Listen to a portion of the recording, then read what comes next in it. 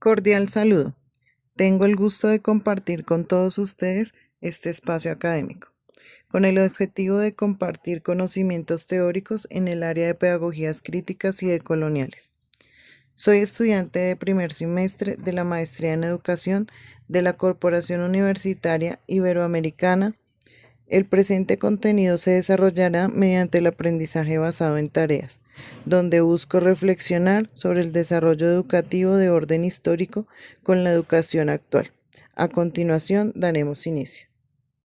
Les damos la bienvenida a nuestro podcast, Pedagogías en Contexto, un espacio donde hablaremos de la enseñanza desde sus orígenes hasta las maneras como podemos cambiarlas en la actualidad.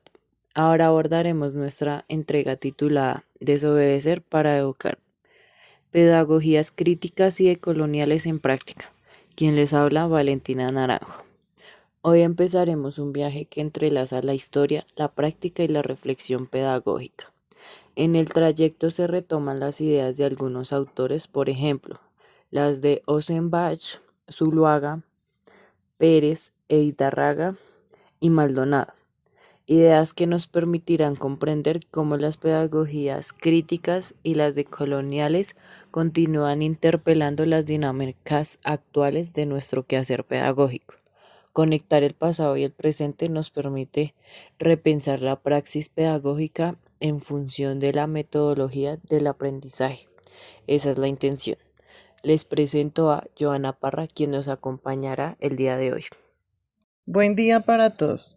Empezaremos abordando el marco conceptual, donde nos preguntamos qué significan las pedagogías críticas y decoloniales. Cuando decimos que las pedagogías críticas son aquellos espacios donde podemos enseñar, problematizar, cuestionar estructuras y concebir el saber como una construcción política, que son las claves en las pedagogías críticas. No se trata solo de aprender contenidos, sino de leer el mundo.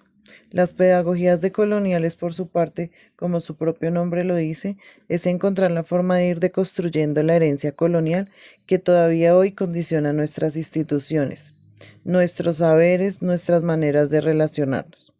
En efecto, lo moderno o lo colonial son las palabras que darían cuenta de la jerarquización de saberes que a día de hoy todavía organiza la escuela, ahí donde educar se vuelve el objetivo de recuperar voces, lenguajes, experiencias y el intento de la recuperación de otras formas y maneras de comprender el mundo. Para comprenderlo, se hace necesario preguntarnos si ese pasado todavía es relevante y cómo se desajusta desde lo que vivimos hoy. Para esto imaginen una actividad normal del colegio. Las mesas puestas en fila, el timbre para el descanso, las pruebas escritas, las notas y ahora pregúntate, ¿por qué hacemos esto? ¿Cuál es la razón de que sea así? ¿Qué se buscaba al inventarlo? Si seguimos con Ossenbach, muchas de esas costumbres vienen de diseños europeos del siglo XIX, pensados para controlar y hacer a todos iguales. Manera de pensar servía en la época industrial, pero ¿sigue siendo útil para lo que necesitamos ahora? Ahí está el punto importante, saber de dónde vienen las cosas y replantear si eso abre el camino. Para cambiar el cómo enseñamos, por eso ahora les planteamos la pregunta de cómo se da la enseñanza en Colombia, sus raíces y desafíos. Para esto, Pérez e Hidarraga nos presentan una mirada histórica muy aguda sobre la educación colombiana, destacando tres factores importantes. El primero, la influencia de la Iglesia en la desigualdad social, la geografía y los ajustes regulatorios constantes. Por otro lado, ahora realizaremos la comprensión histórica. ¿Cómo llegamos a este punto? Ossenbach muestra que la constitución histórica que ha alcanzado la escuela latinoamericana es el resultado de modelos impuestos, pero no siempre compartidos con la realidad del contexto. La estandarización pedagógica, la organización por grados y la centralidad del docente como autoridad fueron establecidos siguiendo modelos provenientes de Europa. La visión de Zuluaga, Pérez y Hidalgo complementa esta mirada. Este autor se refiere cómo la pedagogía en Colombia se fue configurando en modo de tensiones entre discursos oficiales, prácticas docentes reales y transformaciones sociales. La escuela ha sido un espacio donde se disputa la identidad nacional, la memoria, recordando que cada sociedad tiene un modo de concebir el buen ciudadano. Dicho de otro modo, la forma que hemos heredado tiene que ver con la existencia de estructuras históricas que se han mantenido en el tiempo, donde los libros de texto, los cuales continúan siendo eurocéntricos, hasta la idea de que el docente debe reproducir contenidos concretos. Pero, ¿acaso no es cuando hacemos un estudio crítico de esa herencia que vemos la necesidad de implementar otras pedagogías ubicadas y emancipadoras? Reconocer la realidad para la práctica pedagógica. El aula como espacio donde circulan desigualdades lingüísticas, culturales y económicas, narrativas históricas que no dan cuenta de ciertos grupos, tensiones entre tradición y cambio, identidades diversas que reclaman reconocimiento. Aquí se expresa un punto central. La práctica pedagógica ha de partir de la realidad de los sujetos.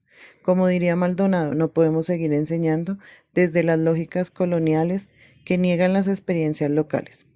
Para transformar es necesario ver antes y para lograrlo es preciso escuchar.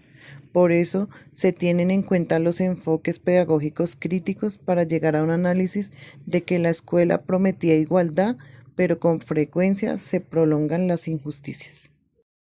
De ahí nace el enfoque crítico, una forma de hacer de la educación una experiencia liberadora y reflexionar acerca de los acontecimientos de cómo se desafía el poder para forjar la independencia. Lo crucial es que esto solo trasciende la teoría. Maldonado nos impulsa a examinar problemas reales como la exclusión, el racismo, las agresiones, a reconocer las diferencias y transformarlas en oportunidades de aprendizaje, no para naturalizarlas, sino para que las modifiquemos. Se sugiere convertir ese entorno en un momento para actuar con crítica, impulsando una práctica docente más contextualizada, generando una charla sobre historias que no se han contado, logrando pequeños movimientos en la enseñanza que concuerden con el interrogante fundamental, abandonar las maneras obsoletas y crear otras más equitativas, afables. Todo esto con el fin de entender el origen para cuestionarnos y transformar la práctica pedagógica. Pasamos a las reflexiones finales, la historia de la educación en Latinoamérica. Como lo plantean Ossenbach y Zuluaga, es una historia de tensiones entre lo extranjero y lo propio, entre la norma y la experiencia. Las pedagogías críticas y decoloniales nos advierten que la escuela es un territorio político donde se decide qué vale más como conocimiento y quién puede hablar. Por eso la invitación es a desobedecer creativamente, a revisar nuestros gestos cotidianos, a generar escenarios donde la dignidad, la memoria y la pluralidad estén en el centro, a cambiar la realidad atravesada por desigualdades. La educación no puede restringirse solo a transmitir contenidos, tiene que abrir caminos para imaginar formas de vivir juntos. Para esto es importante entender que nuestra realidad ha cambiado, donde se busca que el rol del docente sea activo, que sea guía en el ejercicio práctico, donde se presente una evolución constante para acabar con las brechas y limitantes que se presentan a diario. Emplear diferentes herramientas teóricas y metodológicas que nos permitan transformar la educación de forma equitativa y justa, centrada en el respeto, la diversidad y la libertad, fomentando la dignidad humana, orientando e incentivando a los estudiantes a tener una visión crítica, a no tragar entero, empoderados como agentes de gestión de cambio, donde tengan un acceso a la educación de calidad, promoviendo la equidad e inclusión. Agradecemos que nos hayan seguido en este capítulo. Esperamos encontrarnos en otra charla para continuar pensando y cambiando la forma de educar.